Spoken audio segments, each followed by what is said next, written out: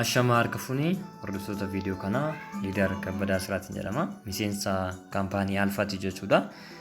Guyyaa irraa viidiyoo kanaan maalummaa kaampaanii keenya Alfaa isinitti agarsiisuu barbaade. Akkasumas weebsaayitii isaa onlaayiniidhaan sarchi goonee argachuu dandeenyu karaa sirrii seera qabeessa kan ta'een maalummaa kaampaanii kanaa kan itti baruu dandeenyuu fi akkasumas onlaayiniidhaan galmaa'uudhaaf haala kamiin isa jedhuudhaaf jechuudha. Gabaabsitooni waa tokko isinitti agarsiisa sirriitti na hubattu jechuudha. Egaa kallattumaan amma gara Google seena jechuudha. Na daawwadha. Akkuma argitan kana ka Google kiyya isaa kanaadha. Google irratti akkuma seeninni iddoo search jedhu irratti immoo www.alphagenuine.com jedhee search godhe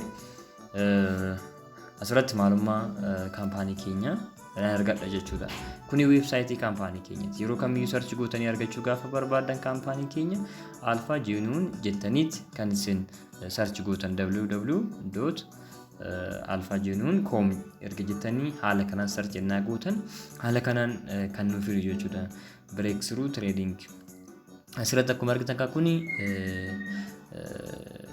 iddoo hundeeffama kaampaanii keenya iddoo biiroo isaati jechuudha. Asirratti suuraan mul'atu kuni about breakthrough training isa dhumooyyuu asii gaditti ka maalummaan kaampaanii keenya wanti hundumtuu teechifamee jiru jechuudha.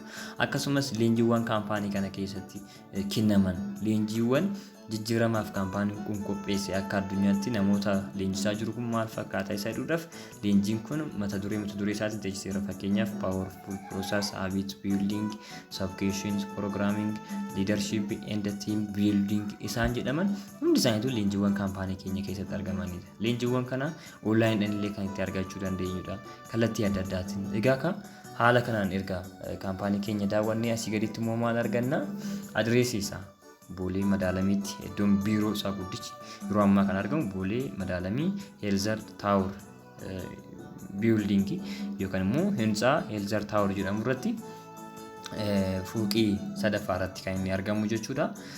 Lakkoofsi gara gadiitti lakkoofsi bilbilaa ni jira. Akkasumas immoo iimeeliin isaa ni jira jechuudha. Akkasumas immoo feesbuukidhaan wanta hundumaa yuutuubdhaan teelegiraamii fi tiwiitaraan illee maalummaa kaampaanii kana argachuu ni danda'ama jechuudha. Ingirii haala kanaan kan namoonni immoo kaampaanii kana waliin hojjetaa jirru loogiin jenneet paaswordii yoo nu kennameera ta'e warri paaswordii qabnu paaswordii keenya loogiin jenneet kaampaanii kana keessatti waan hedduu ilaaluu ni danda'ama. Amma fakkeenyaaf asirratti akkuma argitan kana home about headquarter shop contact login register jedhee jira miti. Gubbaarratti kan isin ilaaltan mallattoo sadi ni jirti jechuudha. Gubbaarratti mallattoo sadi na tuqne kan barreeffamoota irraa gadii kana tarreessee nu fida jechuudha.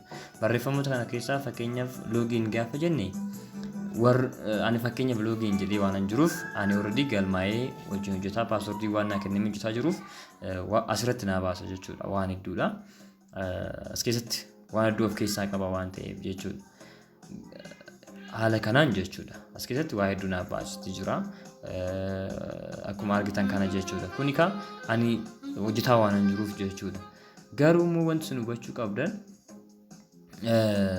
warroonni haaran kaampaanii kana irratti galmaa'uu barbaadan haala ani ammatti seenne kanaan osoo hin taane isin register isa jedhamu gootu jechuudha. Register yoo gootan malee login jettanii seenuu hin dandeessin jechuudha. Register gaafa gootan galmaa'uudhaaf piroosesiiwwan achi keessatti isin gaafataman hunda tartiiba yoo guuttan ulaagaaleewwan barbaachisu hunda tartiiba yoo guuttan kallattumaan kaampaanii kana irratti galmaa'uu ni dandeessu jechuudha. Fakkeenyaaf register isa tuqee isinitti agarsiisa jechuudha.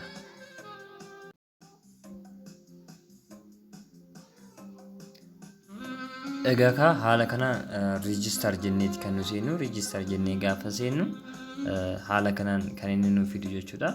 Asirratti ka wanti isin ilaaluu qabdan kuni fakkeenyaaf kiyyaadha waan ta'eef kiyya guutamee waan jiruuf jechuudha. Kan asirratti haala kanaan naa fide asirratti wanti isin guutanii kan keessan ennaa ta'u jechuudha. Sponsor ID ni guutu jechuudha. Bakka sanatti akkasumas username keessan ni guutu. Akkasumas immoo passwordii ni guutu jechuudha. Passwordii ennaa guutan ka maal jettuuni gadi buutanii submit isa jettu sana tuqxu jechuudha. San booda piroosesii inni isin gaafatu ni jira. Piroosesiin erga guuttanii booda haaluma sanaan itti fuftanii kan itti aanus itti guuttanii gabaabumatti galmaa'uun ni danda'ama jechuudha. Onlaayiniidhaan akkasumas paakeejii humni keessan dandeessa harkaa isin haala kaffaltii itti gaggeessitan walii wal qabsiistanii jechuudha. Haala kanaan galmaa'uun ni danda'ama jechuudha kaampaanii keenyatti. Kunikaa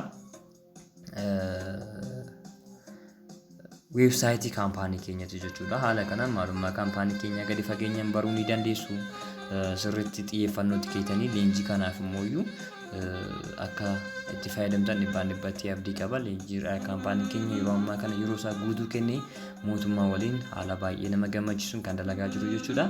Isinis iddoo jirtan teessanii onlaayiniidhaan moobaayil isin harka jiru, teekinooloojii isin harka jiru fayyadamtanii jiruuf jireenya keessan akka jijjiirtan dhibbatti abdii qaba. See you at the top.